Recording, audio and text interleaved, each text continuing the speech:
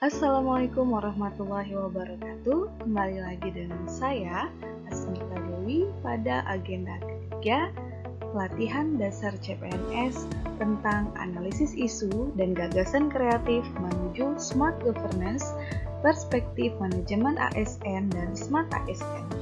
Bersama tutor saya, Ibu Wahyu Eko Handayani, MPD. Perkenalkan, nama saya Asmita Dewi, dari bagian Hukum Sekretaris Daerah Angkatan 60 NDH 14 kelas Kabupaten Tanah Tidung.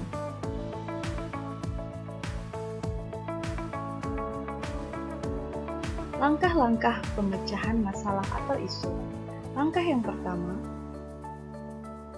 identifikasi beberapa isu. Langkah yang kedua, dampak jika isu tidak diselesaikan. Langkah yang ketiga, pihak-pihak yang terdampak. Langkah yang keempat, menemukan isu prioritas. Langkah yang kelima, analisis penyebab isu. Langkah yang keenam, gagasan kreatif menyelesaikan core issue. Langkah yang pertama, yaitu identifikasi isu. Isu yang pertama, kurangnya pemahaman OPD terhadap alur pembentukan produk hukum daerah di Kabupaten Tanah Tidung. Isu yang kedua, kurangnya pemahaman organisasi perangkat daerah tentang teknik penyusunan produk hukum daerah di Kabupaten Tanah Tidung. Isu yang ketiga, belum ada peraturan bupati tentang pembentukan produk hukum daerah di Kabupaten Tanah Tidung. Keterkaitan isu, fakta, dampak jika isu tidak diselesaikan dan pihak yang terdampak. Isu yang pertama, kurangnya pemahaman OPD terhadap alur pembentukan produk hukum daerah di Kabupaten Tanah Tidung. Dengan fakta, masih saja terdapat beberapa OPD yang melimpahkan pembentukan produk hukum hanya kepada bagian hukum saja. Dampak jika isu tidak diselesaikan, terjadi miskomunikasi antara bagian hukum dengan OPD lainnya yang berada di wilayah Kabupaten Tanah Tidung. Pihak yang terdampak, OPD bagian hukum. Isu yang kedua, kurangnya pemahaman organisasi perangkat daerah tentang teknik penyusunan produk hukum daerah di Kabupaten Tanah Tidung. Faktanya, masih saja terdapat beberapa OPD yang belum tepat dalam melakukan penyusunan draft produk hukum daerah. Dampak jika isu tidak diselesaikan, masih terdapat teknik penyusunan yang kurang tepat. Pihak yang terdampak, masyarakat. Isu yang ketiga, belum ada peraturan bupati tentang pembentukan produk hukum daerah di Kabupaten Tanah Tidung. Faktanya, belum ada regulasi khusus untuk daerah yang mengatur tentang pembentukan produk hukum daerah. Dampak jika isu tidak diselesaikan, kesulitan OPD dalam memahami tentang cara pembentukan produk hukum daerah. Pihak yang terdampak, SKPD Kabupaten Tanah Tidung. Langkah selanjutnya, menemukan isu prioritas dengan menggunakan metode USG. Dengan menggunakan metode USG, kita dapat menemukan prioritas isu. Isu yang pertama, kurangnya pemahaman OPD terhadap alur pembentukan produk hukum daerah di Kabupaten Tanah Tidung.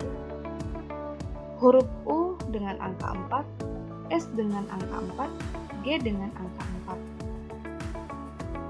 Maksud dari huruf U menandakan urgensi seberapa mendesak isu yang harus dibahas.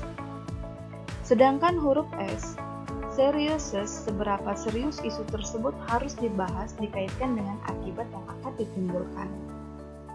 Huruf G, yaitu GORT, seberapa besar kemungkinan memburuknya isu tersebut jika tidak ditangani dengan segera. Isu yang kedua, kurangnya pemahaman organisasi perangkat daerah tentang teknik penyusunan produk hukum daerah di Kabupaten Tanah Tidung. Huruf U dengan angka 3, huruf S dengan angka 3, G dengan angka 3. Isu yang ketiga, belum ada peraturan bupati tentang pembentukan produk hukum daerah di Kabupaten Tanah Tidung. Huruf U dengan angka 4, S angka 3, G dengan angka 3. Dengan menggunakan metode USG, kita menemukan isu prioritas, yaitu kurangnya pemahaman OPD terhadap alur pembentukan produk hukum daerah di Kabupaten Tanah Tidung. Langkah selanjutnya nih adalah tentang analisis court issue dengan teknik analisis SWOT. Seperti yang kita lihat, SWOT itu terdiri dari strength yang artinya kekuatan. Pemahaman OPD terhadap alur pembentukan produk hukum daerah di Kabupaten Tanah Tidung sangat penting agar setiap OPD tersebut tidak melimpahkan sepenuhnya proses pembentukan produk hukum daerah kepada bagian hukum saja. Weakness, yaitu kelemahan. Produk hukum daerah yang dibentuk oleh OPD lainnya perlu dikoreksi kembali oleh bagian hukum untuk memastikan apakah produk hukum daerah sudah sesuai dengan standar operasional prosedur. Selanjutnya, opportunity, yaitu peluang.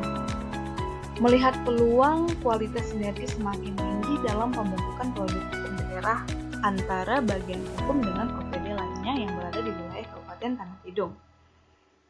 Threat atau ancaman, keterbatasan pemahaman OPD lainnya terhadap pembentukan produk hukum. Langkah selanjutnya, dengan menganalisis menggunakan SWOT, muncullah gagasan kreatif untuk menyelesaikan court issue. Dengan memanfaatkan peluang, melihat kelemahan. Meskipun produk hukum daerah yang dibentuk oleh OPD lainnya harus tetap melalui tahapan koreksi oleh bagian hukum, namun proses pembentukan itu tidak sepenuhnya dilimpahkan kepada bagian hukum. Tentunya, dengan itu terjalin sinergitas antara bagian hukum dengan OPD lainnya yang berada di wilayah Kabupaten Tanah Tidung. Sebelum saya akhiri, saya punya satu pantun. Mentari senja telah tenggelam, hujan turun mulai terjatuh. Saya tutup presentasi saya dengan wassalamualaikum warahmatullahi wabarakatuh. Terima kasih, sampai jumpa lagi.